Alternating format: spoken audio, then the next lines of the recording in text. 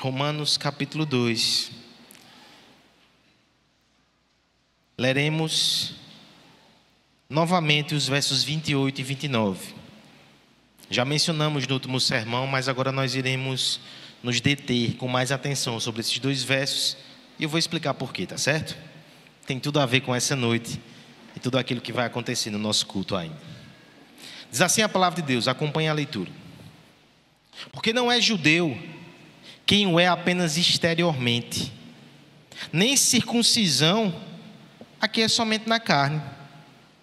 Porém, judeu é aquele que o é interiormente, e circuncisão aqui é do coração, no espírito, não segundo a letra, e cujo louvor não procede dos homens, mas de Deus. Vamos orar pedindo para que o Senhor nos ajude a entender esse texto, que Ele fale conosco nessa noite, que Ele nos fortaleça, nos transforme para a glória de Jesus.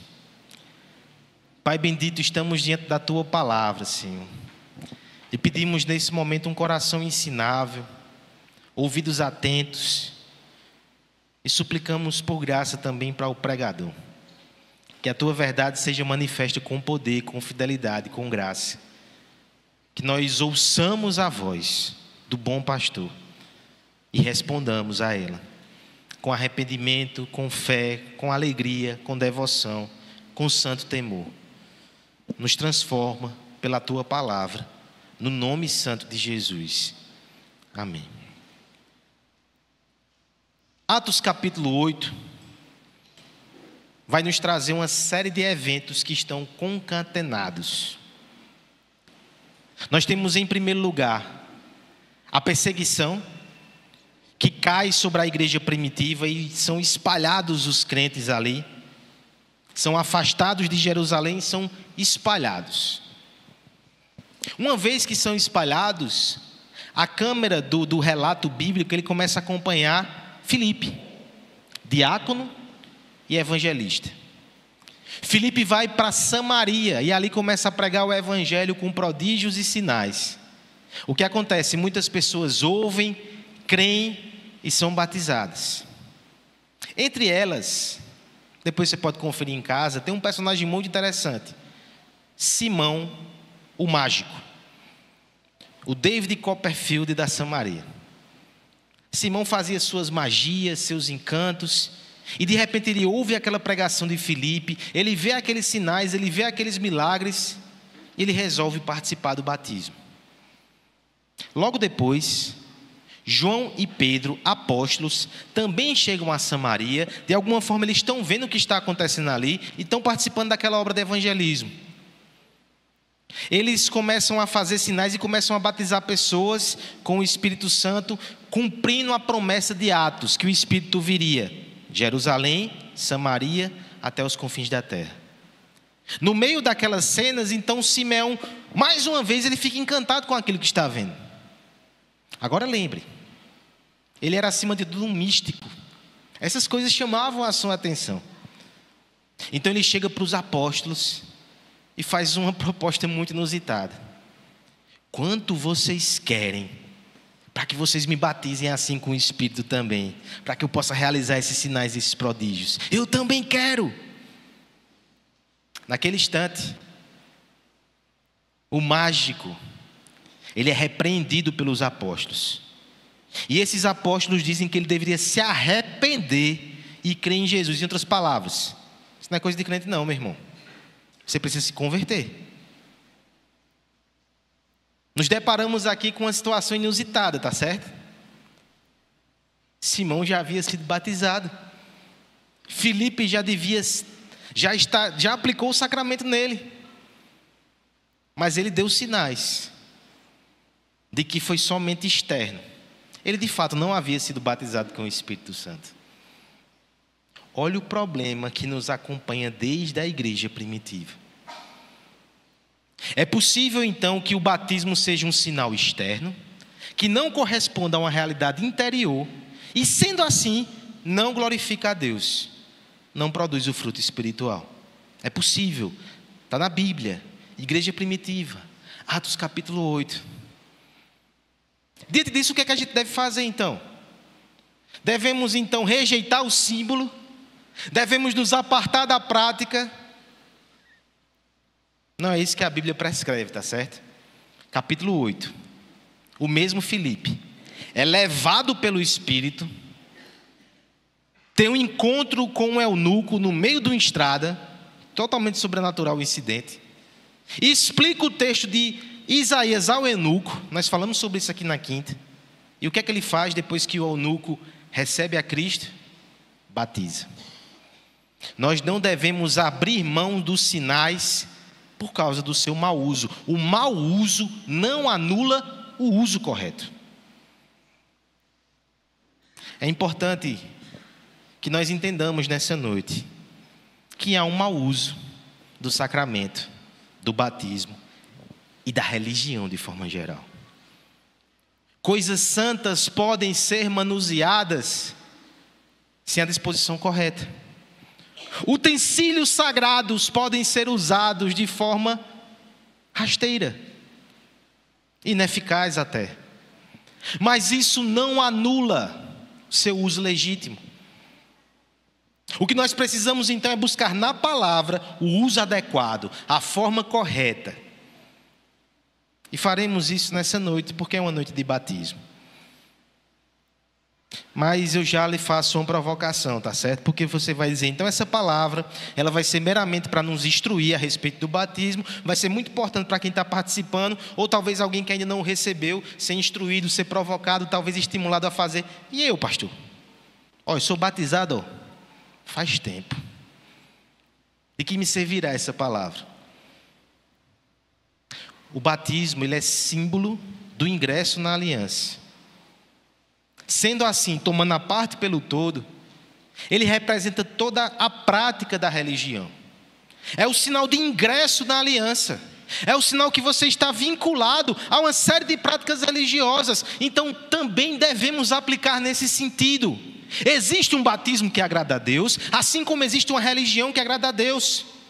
Eu preciso entender os parâmetros. Aquilo que se aplica ao batismo, aplica-se a todos os outros usos, todos os outros sacramentos, todas as liturgias, todas as práticas religiosas. Existe uma forma que agrada a Deus e uma forma que não agrada. Talvez uma segunda questão que possa ser lançada sobre o texto, ainda a nível de introdução, é: pastor, o senhor vai falar de batismo por quê? Pelo que eu vejo aqui, o texto menciona circuncisão. Pois bem, irmãos, eu vou argumentar sobre isso muito rapidamente, para que a gente não perca o foco. A circuncisão evidenciava o ingresso na aliança do Antigo Testamento. De modo semelhante, o batismo faz a mesma coisa na Nova Aliança. Jesus Cristo fez essa transição de forma muito suave, mas ela foi entendida pela igreja primitiva.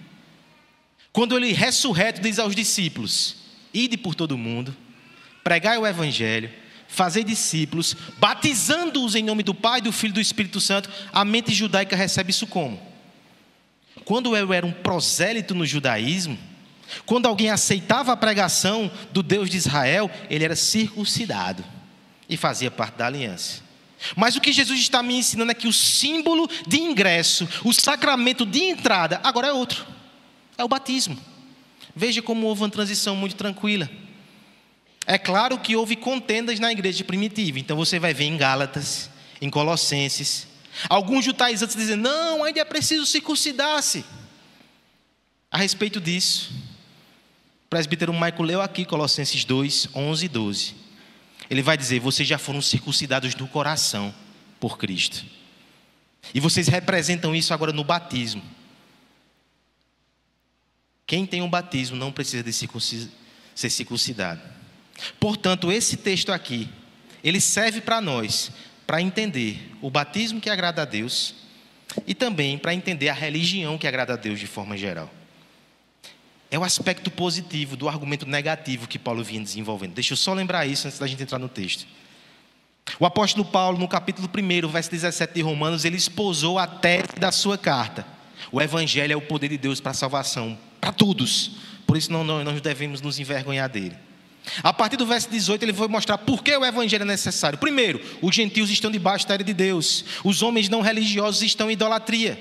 Depois ele vai falar, o moralista, é o início do capítulo 2, também está em condenação, também será condenado.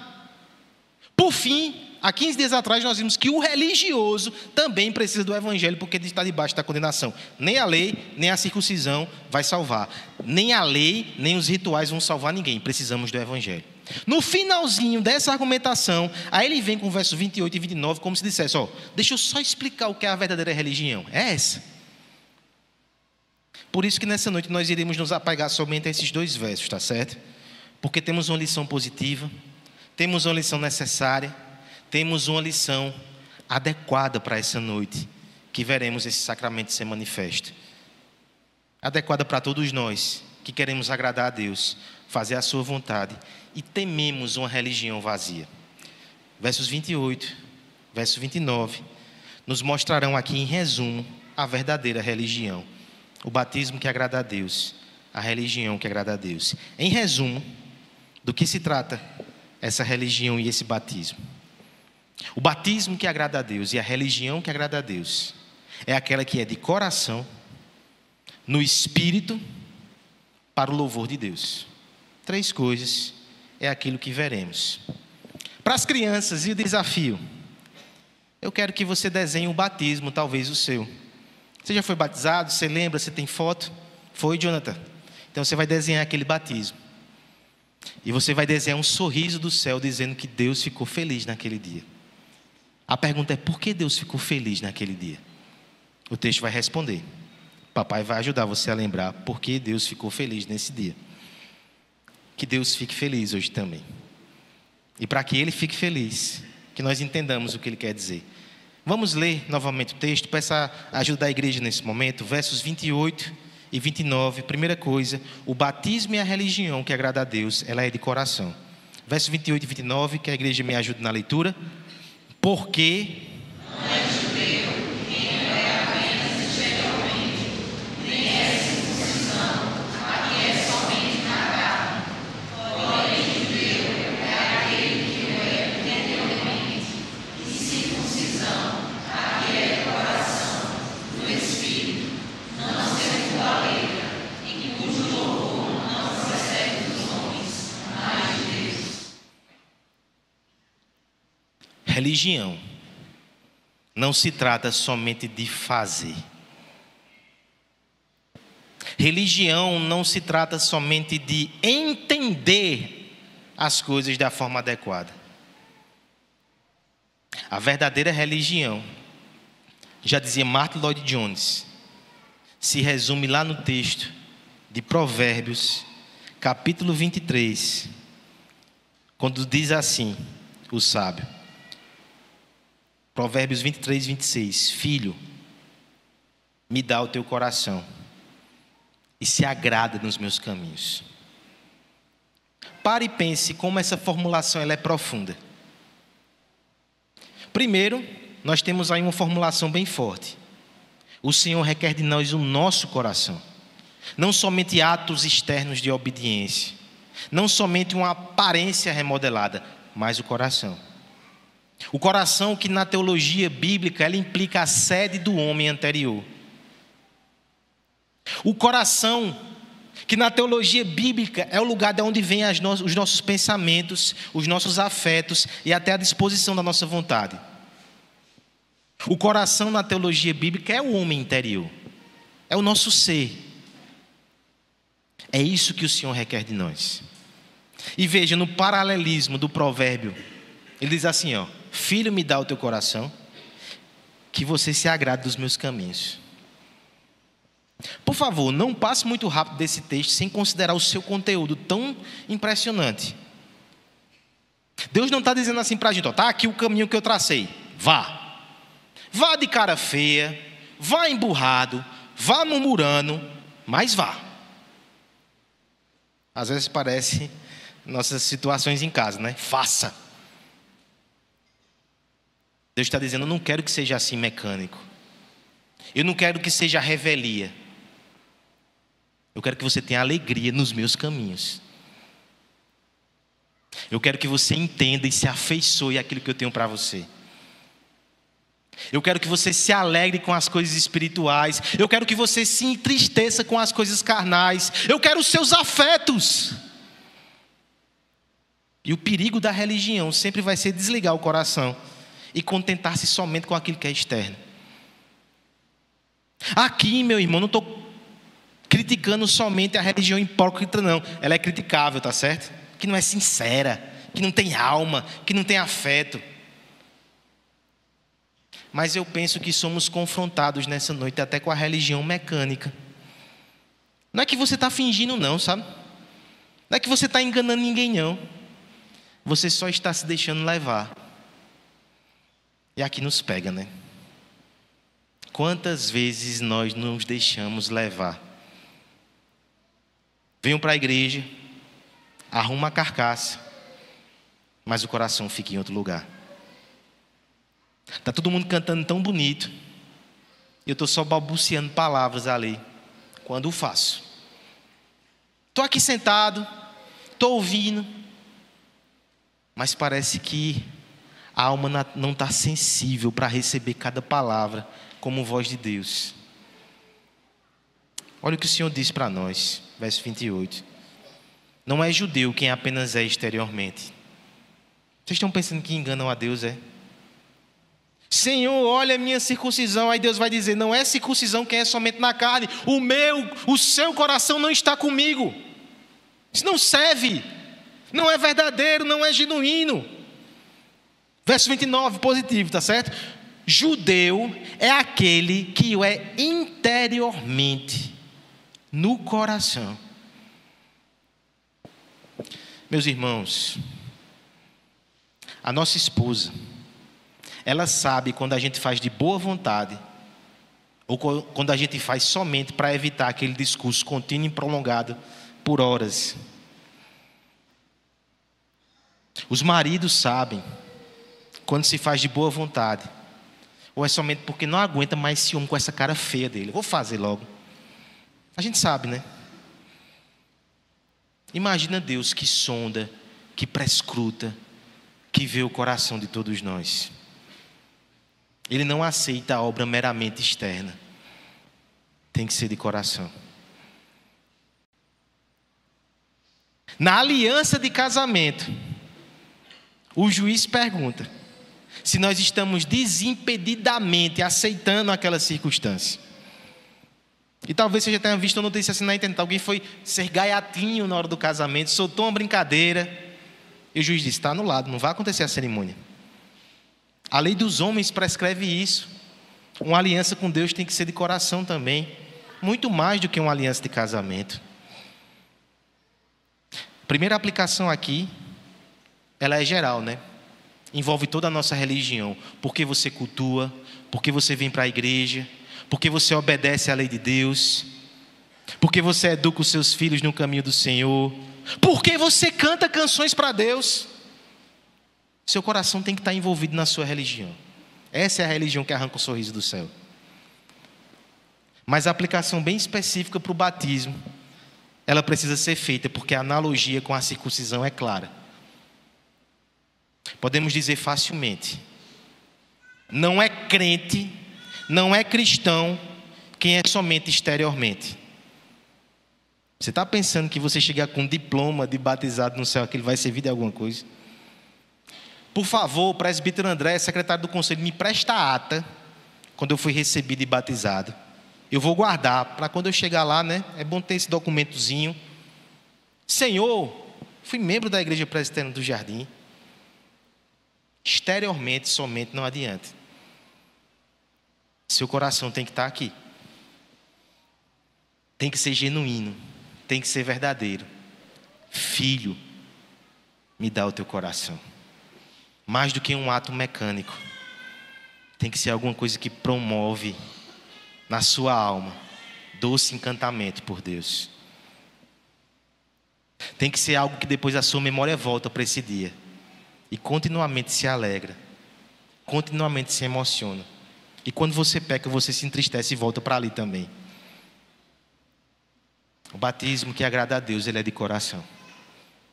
Segunda coisa, o batismo e a religião que agrada a Deus ela é operada pelo Espírito Santo. Versos 28 e 29. Eu peço a ajuda da igreja nessa leitura mais uma vez. Porque não é judeu,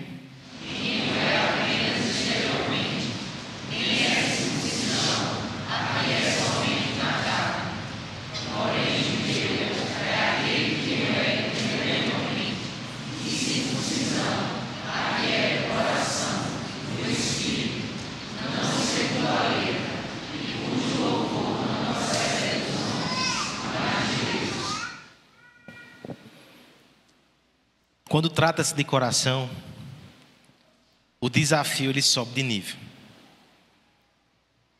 A gente consegue fazer alguns procedimentos no nosso corpo, às vezes de forma natural, né?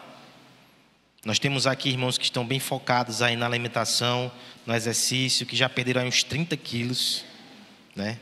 A gente consegue fazer algumas coisas externas. Talvez um corte de cabelo, para quem tem. Talvez um implante para quem não tem. Externamente a gente consegue mexer em tanta coisa, né? Interiormente é um pouco mais difícil. Mas no que diz respeito ao coração, é aí que as coisas ficam sérias. Quem tem domínio e controle sobre o seu coração? Você já tentou chegar para o seu coração? Não se sinta assim não. Vai, te anima, não sofre, esquece. A gente tenta, né? Mas o coração é difícil de domar. O coração são águas misteriosas e profundas. Que dirá coração dos outros? Quando a gente pensa então em verdadeira religião, aí você percebe como é difícil trazer alguém para Cristo. Você pode trazer para a igreja, o corpo. Agora, para trazer o coração para Cristo, você não tem esse poder, você não teve poder com o seu coração. É por isso que o texto vai falar de algo mais poderoso. Está lá no finalzinho do verso 29, na metade, na verdade. Judeu é aquele que é interiormente. Circuncisão que é a de coração, no espírito. E olha a oposição aqui, não segundo a letra. A oposição entre letra e espírito, na teologia paulina, ela é muito recorrente. Então você não tem somente esse texto para ter parâmetro não. Outros inclusive lançam mais luz sobre isso. A oposição aqui vai ser usada, por exemplo, lá em Romanos capítulo 8. Vai dizer assim, que aquilo que a carne não conseguia fazer diante da lei, porque estava enferma, Cristo fez por nós, e agora nós que vivemos no Espírito conseguimos fazer também. Então veja, já é uma dicotomia na própria carta aqui que ela vai sendo melhor explorada. A lei, ela traz mandamentos, mas a carne enferma não consegue fazer. Cristo faz por nós, nos dá o Espírito dele como campeão, como aquele que triunfou, como aquele que é santo. E no Espírito a gente vai fazendo a vontade de Deus, que a gente não conseguia fazer antes. Essa mesma dicotomia está presente em 2 Coríntios. Pelo menos 2 vezes nós temos ali. A primeira que Paulo vai descrever o seu ministério. Ele vai descrever que o seu ministério não é um ministério morto, somente da letra, mas do Espírito. Ele vai falar isso nessa carta e às vezes nós temos interpretações tão terríveis a respeito desse texto. Eu já ouvi, por exemplo, uma pessoa defendendo que não se devia estudar teologia, porque isso é letra. A letra mata, mas o Espírito vivifica. Adivinha o que essa afirmação é? Uma teologia que mata, essa mata. A oposição ali está exatamente sobre o funcionamento e a dinâmica da religião. A religião da lei externa é a seguinte: eu irei apresentar os mandamentos, eu irei ordenar que vocês obedeçam, e se a gente estiver sozinho nessa peregrinação, ninguém chega na terra prometida. A lei externamente, ela só produz morte. Aplicando isso bem claramente para você aqui nessa noite. Se você está sozinho, tentando agradar a Deus, tentando agradar o Senhor e arrancar um sorriso do céu. Se você veio aqui na igreja para pegar alguns mandamentos, você vai sair daqui numa situação pior, tá certo? Porque você vai aprender mais sobre aquilo que Deus requer. Isso só vai servir para a sua condenação, porque você não vai conseguir fazer. Eu não estou acusando você individualmente, não. Eu também não consigo. Olhe para quem está do seu lado, que lhe convidou, também não consegue. Aí você olha para o abençoado e fala: para que tu me trouxe aqui, hein? Porque a nossa pregação, ela não é a pregação só da lei. É a pregação de Cristo. Aquilo que a gente não consegue fazer, Cristo faz.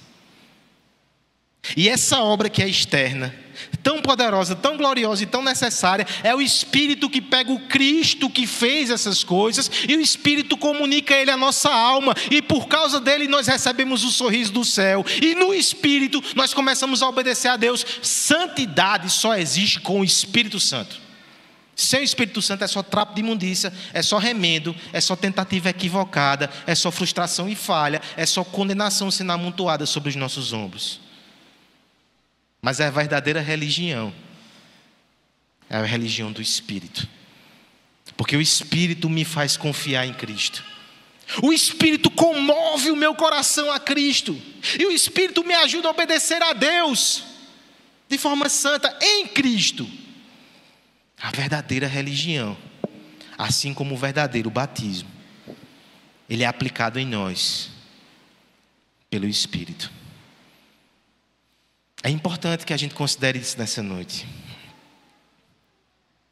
Imagina o seguinte, que por algum motivo você tem feridas no seu corpo que precisam de remédio, de unguento. Você pode pegar o remédio e você pode passar. Mas imagine que a ferida é interna. Aí a gente já tem um problema. Nós não recomendamos aqui aquelas práticas esquisitas de você fazer cirurgia em você mesmo. É outra religião que faz isso, tá certo? Você vai precisar de alguém especialista para poder abrir o seu corpo e fazer a intervenção. Pois bem, ainda um passo além nessa ilustração. Você não consegue sozinho. Não há médico que consiga intervir no seu coração. Somente o Espírito pode fazer essa obra. Ele tem acesso às câmaras ocultas da nossa alma. Por isso, se você ainda não o tem, é uma excelente oração para você fazer nessa noite. Senhor, me dá o teu Espírito. Aplica a obra de Jesus em mim. Me ajuda a andar em novidade de vida. E eu lhe garanto, se você fizer essa oração com sinceridade, sabe o que já está acontecendo? Já é o Espírito. Já é o Espírito agindo em você e no seu coração.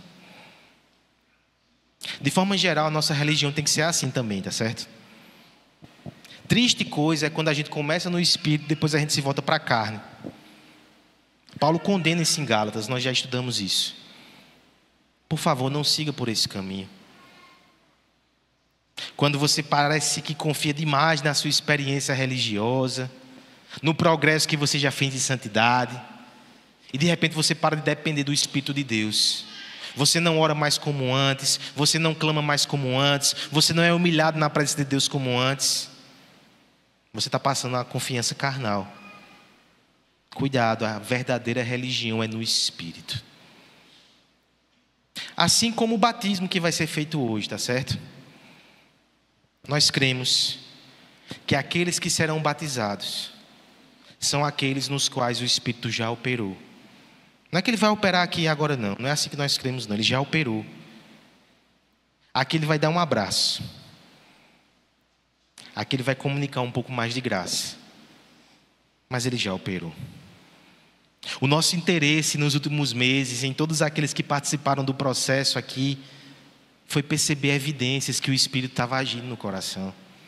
Pela profissão de fé, pela vida, pelo interesse em buscá-lo. E uma vez que a gente percebe isso, nós aplicamos o sinal e o símbolo. Simeão queria o Espírito. Ele não tinha.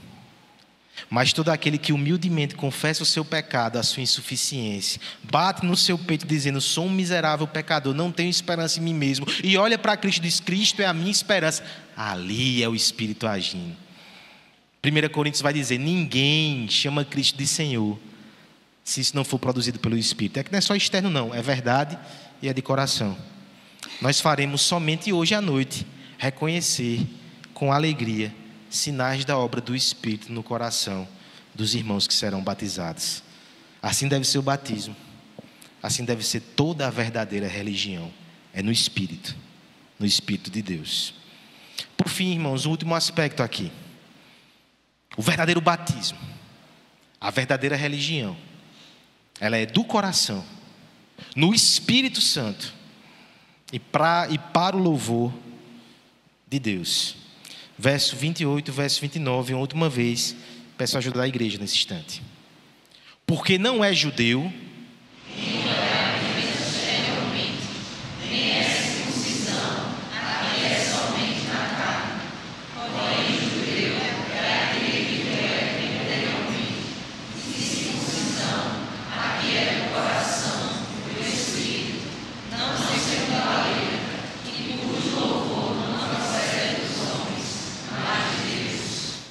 o finalzinho desse texto, ele produz alguma discussão entre os intérpretes. Alguns comentaristas chegam a confessar que não entendem. É até um sinal de humildade, né? Dizer que não entende porque você tem esse argumento aqui no final. Porque os outros fazem sentido numa progressão aqui, numa construção de pensamento. Critica-se a hipocrisia, então diz, então tem que ser de coração. Critica-se o orgulho e a confiança carnal da religiosidade, então diz, tem que ser no espírito, na dependência de Deus. Agora, quando fala aqui que o louvor procede de Deus e não dos homens, o que está querendo dizer o que aqui? Irmãos, esse assunto ele não cai de paraquedas, ele também é uma resposta àquilo que foi mencionado no sermão de 15 dias atrás. Volta ao verso 17. Olha como começa o confronto de Paulo com a religiosidade vazia. Se porém tu que tens por sobrenome judeu, é a primeira coisa que Paulo confrontou, e nós vimos isso há 15 dias atrás. É a confiança no nome judeu, como se aquilo garantisse tudo. A liturgia já nos preparou para isso. O nome judeu ele é muito significativo. A sua origem está lá em Gênesis 29. A mulher que era fértil, mas que não tinha o amor do seu marido. E ela sai tendo filhos, né? Cada filho que ela tem, ela deposita a esperança que os olhos do seu marido serão bondosos para com ela. Mas no final ela é vencida. Ela amadurece, ela diz, olha, sabe o que importa? É que os olhos de Deus estão sendo bondosos para mim. O último filho dela, Judá, louvou, louvado. Ela diz, eu vou louvar a Deus. A minha alegria é que Deus está olhando para mim. Louvado seja o Senhor. Perceba que já no nascimento dessa criança, que deu origem ao nome judeu, o princípio é o louvor vem de Deus. O louvor vem para Deus. É Ele que interessa. Fatidicamente, esse nome depois ele é apropriado de forma orgulhosa. É sobre isso que Paulo está falando. Eu mencionei aqui anteriormente, mas eu vou lembrar bem rápido, tá certo? Inicialmente esse povo era chamado de hebreu. Isso era uma distinção étnica, né, nos povos do Oriente. Eles eram hebreus, descendentes de Hebe. Posteriormente eles passam a se chamar israelita, quando forma-se uma nação. Porque Israel significa príncipe de Deus. Então era um nome ali do patriarca Jacó, quando ele mudou de nome. Então israelita trazia toda a força desse nome, os príncipes de Deus. Mas chega um momento na história de Israel que é um racha entre as tribos. 10 tribos se afastam, pervertem o culto e abandonam a dinastia de Davi. 2 tribos permanecem na fidelidade ao que Deus requeriu: Judá e Benjamim. Estes que ficam, estes que permanecem, estes que são os fiéis, estes que são os legítimos, estes que são os puros sangues, agora se chamam judeus, denominam-se assim por quê? Porque é a tribo que ficou, é a tribo da promessa, é a tribo da fidelidade. Essa escolha ela não está errada e o nome é muito bonito, significa louvor a Deus. Mas com o passar do tempo ela foi usada como louvor dos homens ou para os homens. Isso é um perigo terrível da religião, já falamos sobre isso. Mas Paulo vai resgatar isso. O propósito da religião no final não é louvar os homens ou obter o louvor dos homens, mas sim obter o sorriso de Deus. É isso que nos interessa. Mesmo os atos públicos, está certo? Aplicando ao batismo. O batismo não é público. O batismo não tem essa dimensão coletiva. Se é somente esse aspecto de alegrar o Senhor e ter o louvor da parte dele, vamos fazer em casa. Marca lá em casa, pastor, a gente recebe com uma pizza, uma Coca-Cola zero não, Coca-Cola mesmo, e a gente batiza lá. Eu aceito a Coca e a pizza, mas a ideia é que o sacramento é feito em família, é no meio do povo de Deus. E com isso você se pergunta, mas como é que a gente concilia isso? É só para Deus, mas eu faço na frente dos outros. Isso não é nenhuma tentação não, ficar pensando no que as pessoas vão pensar de mim. Eu quero que você pense o seguinte. Imagine a seguinte ilustração. Uma criança que ela passava na frente da casa de uma família muito bonita. E ela percebia que na hora de ir para a escola, o pai sentava cada criança no seu colo, penteava o seu cabelo, colocava uma loçãozinha ali. Ele já tinha tomado banho, as crianças, era só um ato de amor, carinho. Cada filho passava por esse ritual, ia para a escola cheirosinho, consciente que o pai cuidou dele bem direitinho. Aquela criança passava na janela, via aquela cena e não tinha ninguém que fizesse isso com ela. Ela estava por sua própria conta. Estava sem esperança no mundo. Não tinha uma família. Um dia, misericordiosamente, ela foi acolhida e adotada. Foi lavrada a sua nova certidão. Ela é filha. Trocou-se as suas roupas, ela foi banhada. Não vive mais nas ruas. Ela já tem tudo isso. O amor da família já a recebeu e formalmente ela já faz parte daquele grupo social. Mas tem uma coisa que ela espera muito. Diante dos irmãos ali. E até para quem passe, como ela já passou um dia. Ela vai sentar no colo do seu pai. Vai borrifar uma loçãozinha no seu cabelo e vai pentear o seu cabelo. Como símbolo de afeto, carinho, filiação. Aquilo vai ser feito diante dos outros. Vai ser testemunhado pela família e pelo mundo. Mas o coraçãozinho e os olhos daquela criança vão estar somente na direção do pai. É tudo o que importa. O sacramento deve ser percebido assim também. Os irmãos que vão participar disso aqui, até uns que já têm muitos anos, que vão precisar serem batizados, vocês já são filhos, a gente percebe isso. Vocês fazem parte dessa família. Só que hoje vocês vão receber um sinal de carinho do céu. Como a gente insiste aqui na igreja com isso. Há uma visão parcial de batismo que não honra o sacramento, porque entende que é um momento da minha profissão de fé. E é. Mas isso não é o mais importante. O evangelho não é sobre você, é sobre Cristo. O mais importante do sacramento não é o que você fala para Jesus diante dos seus irmãos. É o que Jesus fala para você. É o gesto de Cristo simbolizado na água que cai sobre a sua cabeça. Você é minha criança. Você é meu filho. Você está na aliança. É de verdade. Sua família reconhece isso com você. A verdadeira religião, ela recebe a aprovação de Deus. Ela é para a glória de Deus. Ela se encanta com Deus. Ela entrega o seu coração a Deus. E ela faz isso no poder do Espírito. Nós iremos fazer isso hoje. Nós iremos fazer isso agora. Aos que já participaram do sacramento, lembrem-se. Alegrem-se. Deus continua agindo. Aos que vão participar hoje, venha. Quebrantado, com um coração feliz e esperançoso.